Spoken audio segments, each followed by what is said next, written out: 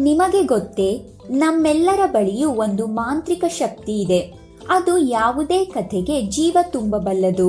ಬನ್ನಿ, ಕಥೆಗಳಿಗೆ ಜೀವ ತುಂಬುವುದು ಹೇಗೆ ಎಂದು ತಿಳಿಯೋಣ.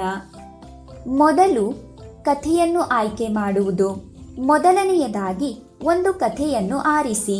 ಅದು ನಿಮ್ಮ ಪುಸ್ತಕದಿಂದ ಆಗಿರಬಹುದು, ಎಲ್ಲೋ ಕೇಳಿರಬಹುದು ಅಥವಾ ನೀವೇ ಬರೆದಿರಬಹುದು. ಎರಡನೆಯದಾಗಿ ಪಾತ್ರಗಳನ್ನು ಅರ್ಥ ಮಾಡಿಕೊಳ್ಳುವುದು. ಕಥೆಯಲ್ಲಿ ಎಷ್ಟು ಮತ್ತು ಯಾವ ಯಾವ ಪಾತ್ರಗಳಿವೆ? ಈ ಪಾತ್ರಗಳನ್ನು ನೀವು ಮತ್ತು ನಿಮ್ಮ ಸ್ನೇಹಿತರು ಜೊತೆಗೂಡಿ ಹಂಚಿಕೊಂಡು ಯಾರು ಯಾವ ಪಾತ್ರವನ್ನು ನಿರ್ವಹಿಸುತ್ತಾರೆ ಎಂಬುದನ್ನು ನಿರ್ಧರಿಸಬೇಕು. ಮೂರನೆಯದಾಗಿ ವೇಷಭೂಷಣ ಅಥವಾ ಕಾಸ್ಟ್ಯೂಮ್.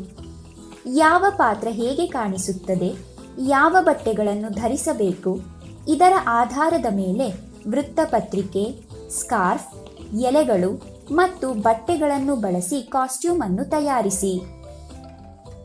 ನಾಲ್ಕನೆಯದಾಗಿ ಡೈಲಾಗ್ ಅಂದರೆ ಸಂಭಾಷಣೆ. ಪಾತ್ರವು ಯಾವ ಸಂಭಾಷಣೆಗಳನ್ನು ಹೊಂದಿದೆ ಮತ್ತು ಹೇಗೆ ಮಾತನಾಡಬೇಕು ಎಂಬುದನ್ನು ನಿರ್ಧರಿಸಿ. ಸಂಭಾಷಣೆಗಳು ವೀಕ್ಷಕರಿಗೆ ಪೂರ್ತಿ ಕತೆ ಅರ್ಥವಾಗುವ ರೀತಿಯಲ್ಲಿ ಇರಬೇಕು. ಏನು ತಂದಿರುವೆ? ಇದು ಇದು ಇದು ಮಹಾರಾಜರೇ, ನೀವು ತಿನ್ನುವಿರೇ? ಹೌದು, ಅವುಗಳನ್ನು ತಾ. ಈ ಕಡಲೆ ತುಂಬಾ ಚೆನ್ನಾಗಿವೆ.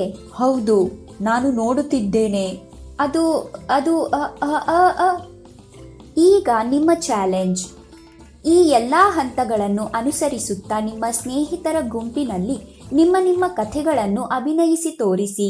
ಜೊತೆಗೆ ವೇಷಭೂಷಣಗಳನ್ನು ಧರಿಸಿ, ಸಂಭಾಷಣೆಗಳನ್ನು ಹೇಳಿ ಮತ್ತು ನಿಮ್ಮ ಪಾತ್ರ ಬಳಸುವಂತಹ ಪರಿಕರಗಳನ್ನು ಅಥವಾ ವಸ್ತುಗಳನ್ನು ಅಂದರೆ ಪ್ರಾಪ್ಸ್ಗಳನ್ನು ಬಳಸಿ ಮತ್ತು ನಿಮ್ಮ ಮೋಜಿನ ವಿಡಿಯೋವನ್ನು ನಮ್ಮೊಂದಿಗೆ ಹಂಚಿಕೊಳ್ಳಿ. ನಿಮ್ಮ ಕಥೆಗಳಿಗಾಗಿ ನಾವು ಎದುರು ನೋಡುತ್ತಿದ್ದೇವೆ.